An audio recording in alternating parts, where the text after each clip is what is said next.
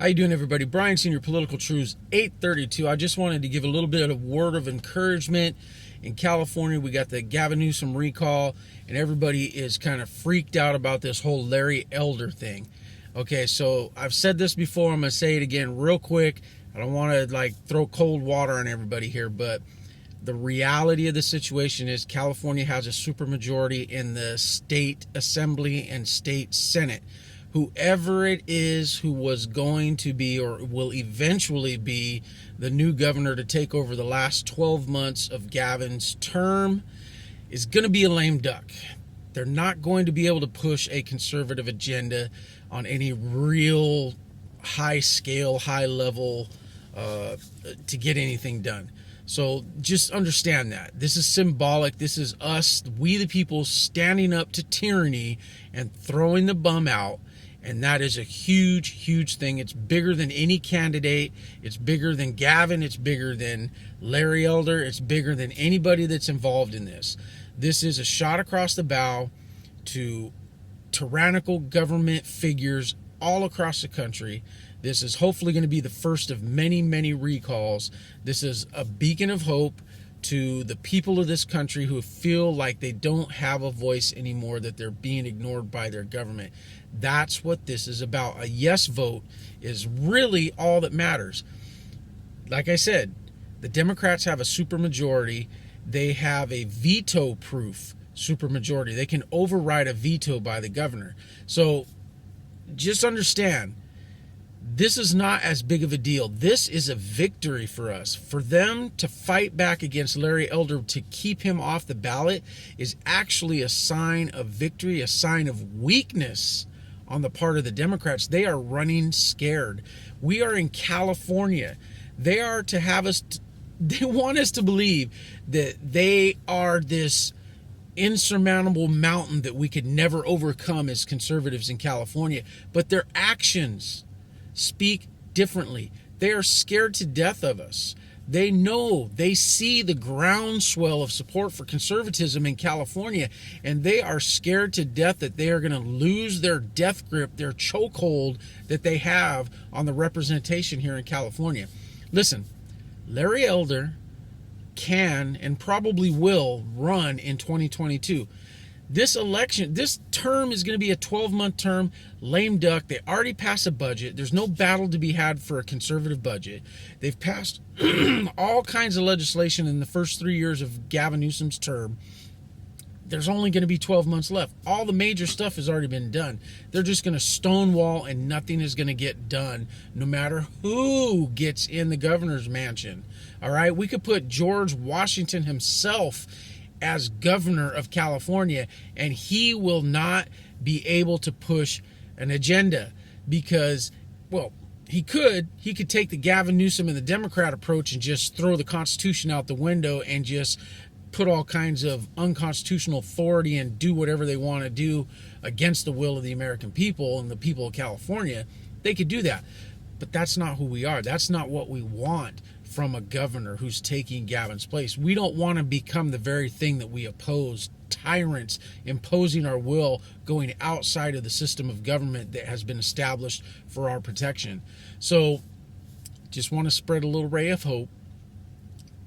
Larry's probably going to run in 2022. That's where the battle for California is, in 2022, because now he can spearhead a movement and get a whole bunch of new breed conservatives out there to take the state assembly, to take the state senate, and all of these satellite positions throughout the state of California.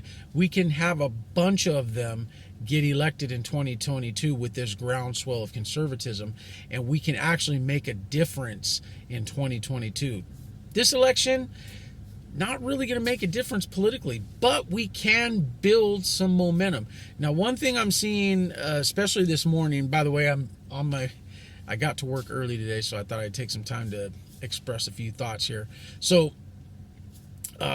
one thing I've been seeing is a lot of people are saying, well, I'm just going to write in Larry Elder and, screw the system. I'm going to protest and this and that. Well, I'll tell you what, you're playing right into the Democrats' hands. They love chaos. That's what they did in 2020. They changed the rules because, like I said, They want us to believe that we are just this little peace quack little movement over here that has no authority and no power. That's what they tell us. Their actions speak volumes. Their actions do not match their words. It's a propaganda campaign to punch us in the gut, take the wind out of our sails, and make us believe that our vote doesn't count. So that's the danger, that if people get tied up in Larry Elder, they're going to be like, well, what's the point of voting, right? That's what they want. That's what they want from us. They want us to feel helpless and hopeless. We are not helpless, and we certainly are not hopeless.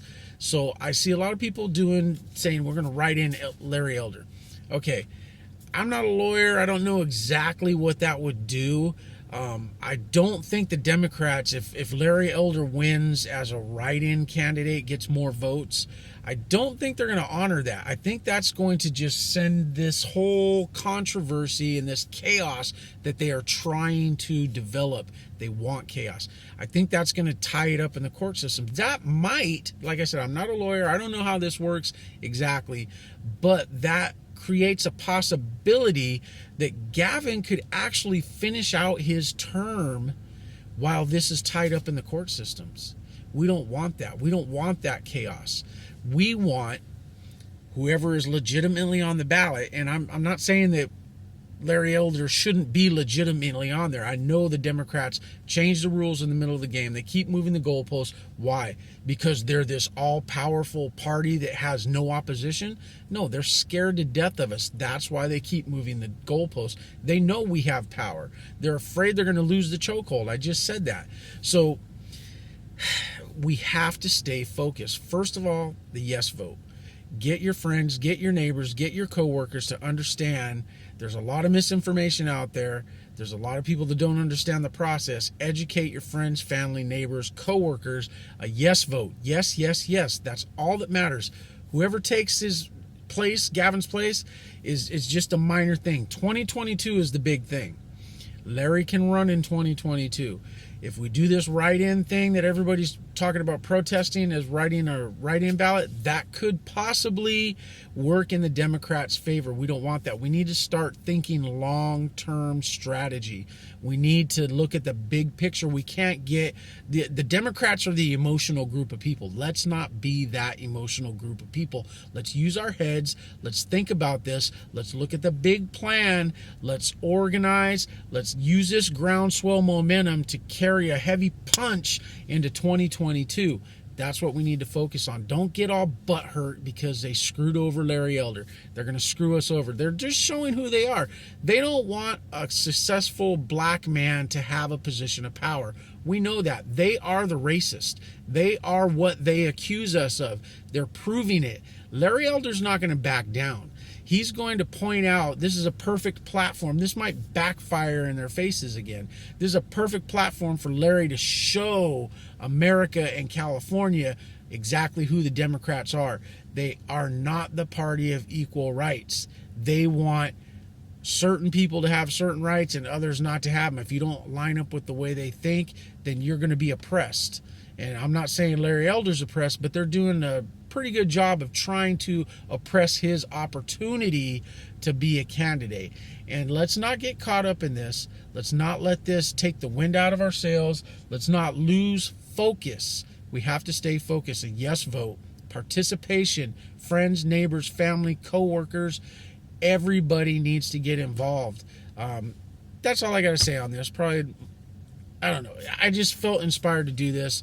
I just feel like this is, if we play into their hands with this short-term thinking that we all seem so prone to be this instant gratification society, we got to get past that. We got to think. We got to be smart. We got to do the big picture, long-term strategy. And this is not the best thing for the long-term strategy to do this write-in campaign or whatever. Listen, it is what it is. They move the goalposts, right? That's why I've been preaching Secretary of State is so important, because the Secretary of State in 2022 coming up, actually 26 Secretaries of State across the nation are up for election. They are the head of the election process in each of their states. So that is important. That's what I'm talking about with the big picture. We got to think big picture. Take back one step at a time. Don't get bogged down in this little shell game that they're constantly pushing on us. Stay focused. Don't give up the fight. Don't give up hope. God is still on the throne. We will take back California. They're running scared. That's why they screwed over Larry Elder. They are scared to death of this groundswell, grassroots movement. So we need to keep the pressure on. They're panicking. They're making bad decisions. We're forcing their hand. It may seem like they're winning when they do stupid stuff like this, but it just shows the weakness of their position.